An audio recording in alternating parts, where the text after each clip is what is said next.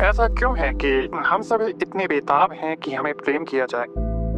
क्योंकि हम इतने बेहद रूप से अकेले हैं। आप कहते हैं कि प्रेम करना प्रेम पाने से ज्यादा जरूरी है। बिल्कुल। यस, स्पष्ट रूप से सबसे पहले इस आंतरिक खालीपन, इस अकेलेपन को समझना आवश्यक है।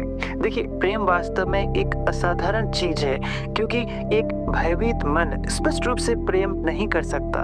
एक ऐसा मन जो स्वयं के बारे में चिंतित है, अपनी महत्वाकांक्षाओं, लालसाओं, भय, अपराध बोध और पीड़ा में उलझा हुआ है, उसमें प्रेम करने की कोई क्षमता नहीं है। एक मन जो स्वयं के भीतर विभाजित है, जो खंडों में जीता है, वह प्रेम नहीं कर सकता। आखिरकार विभाजन हमेशा दुख लाता है। यही दुख का मूल कारण है। आप और मेरे बीच का अंतर, हम और उनके बीच का विभाजन, काले और गोरे, जाति, धर्म, राष्ट्रवाद और बाकी सभी मतभेद। जहाँ भी विभाजन और बंटवारा है, वहाँ प्रेम नहीं हो सकता, क्योंकि अच्छाई की अवस्था ही अविभाज्यता की अवस्था है। स्वयं अच्छाई शब्द का अर्थ होता है जो विभाजित ना हो।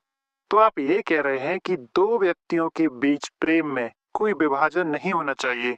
यही तो बात है सर, यही है। जब पति पत्नी से या प्रेमी अपनी प्रेमिका से कहता है, मैं तुमसे प्रेम करता हूँ, तो इसका वास्तव में क्या अर्थ होता है? क्या ये सिर्फ यौन सुख है? क्या यही है जिसे वह प्रेम कहता है? या फिर यह एक गहन अंतरंग संबंध और गहरी निकटता का प्रतीक है? ये दूसरी बात अधिक सटीक लगती है, लेकिन अक्सर वे एक दूसरे की एक काल्पनिक छवि बनाए रखते हैं। तो इसका अर्थ हुआ कि वे एक दूसरे की छवि से प्रेम कर रहे हैं, न कि वास्तविक व्यक्ति से। उस छवि का निर्माण कैसे होता है? यह है अपमान, सुख, चिंता, ताने, वर्चस्व और महीनों या वर्षों में साथ बिताए गए अनुभवों से बनता है। और तब वे दो छवियां आपस में संबंध रखती हैं, न कि दो वास्तविक व्यक्ति। तो इसे संबंध कहा जा सकता है। संबंध का अर्थ होता है प्रत्यक्ष जीवंत संबंध। इस क्षण में यह नहीं कि मेरा संबंध था या मेरी छवि यह विचार लाती है कि मेरा कोई संबंध था। इसलिए प्रेम निश्चित रूप से अतीत की छवि नहीं हो सकता, और प्रेम को विचार द्वारा विकसित भी नहीं किया जा सकता। आप कहते हैं कि प्रेम तभी संभव है जब पूर्ण आत्मत्याग हो, लेकिन वह कैसे संभव होगा? पूर्ण आत्म त्याग केवल आत्म समझ के द्वारा ही संभव है।